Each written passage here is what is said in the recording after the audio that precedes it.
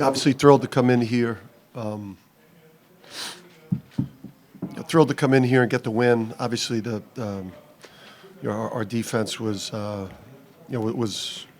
outstanding today, and we knew we were really excited about the opportunity to come in here and play because Villanova's been playing as good as any team in the league. It feels like maybe next week they have as good a chance as almost anyone in the league to win that tournament. So, we were kind of lacking a big-time kind of road win. And, this was, for me, just a big-time road win, to win as comfortably as we did against a team that's playing as good as anyone in the league. Hey Dan, does this feel like the biggest, kind of your best road win of the season, and maybe even of your tenure here so far? I mean, considering everything. I mean, the Florida win at the time, if Castleton doesn't get hurt, they're at least on the bubble, if not. God bless you. The Florida win was a better win at the time because they had one of the best big guys in the country, and since he hasn't played, they've fallen off. So, but that was an underrated win. As far as league games go, we said to the guys before the game, it's going to be as hard to win in here as it would be to win at Creighton with how Villanova's playing. And we need to be as tough as we were when we played Creighton. We just needed to play better, and we played better. How much is your team's confidence growing over the last few weeks? It just, in their eyes, they just looked like a different team. Yeah, this is a brutal league, man. It's doesn't get enough credit. I don't know if it's because we don't, play on ESPN or, well, I don't know if I just got myself in trouble.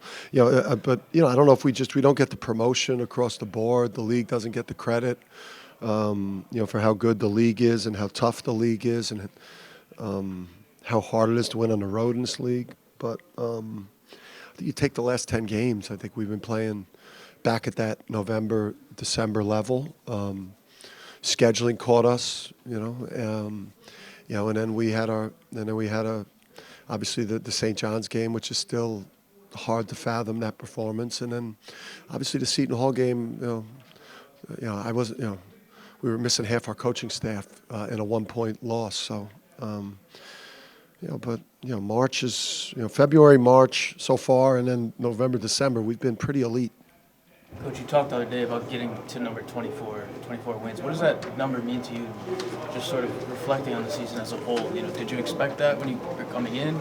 Yeah, I mean, even 2 games ago, I think I heard when we're 22-7, I heard a commentator on the game say they're better than their record, and it pissed me off, and I think I played it for the team, and it pissed them off. I mean, 22-7, playing in maybe the second, the first or second best conference in the country.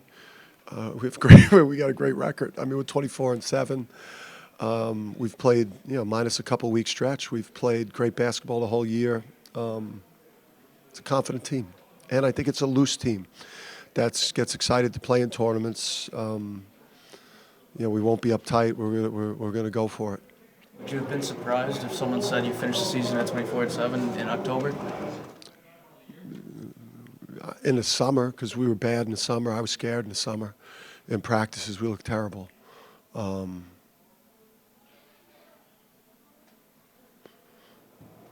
felt better in September, October, but then really once we got out in the non-conference, I knew we had a squad. How big was Alex's shot at the halftime buzzer there? And did he come into this game? I mean, he and Whitmore kind of like neck and neck for an award, and yeah. I don't know, was that any incentive for him today, or?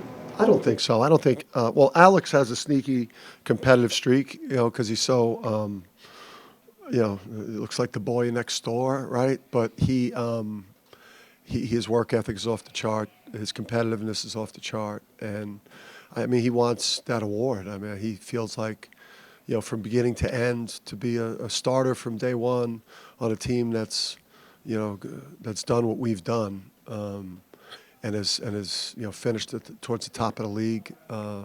He feels, I'm sure if you go ask him, lie detector, he thinks he should be the Rookie of the Year.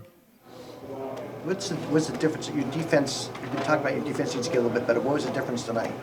We won one-on-one battles, and it's hard to do versus those guys. And that because they're so physical and they have great spacing, and you know, they invert you with the bigs, with Dixon, with what he could do at 3.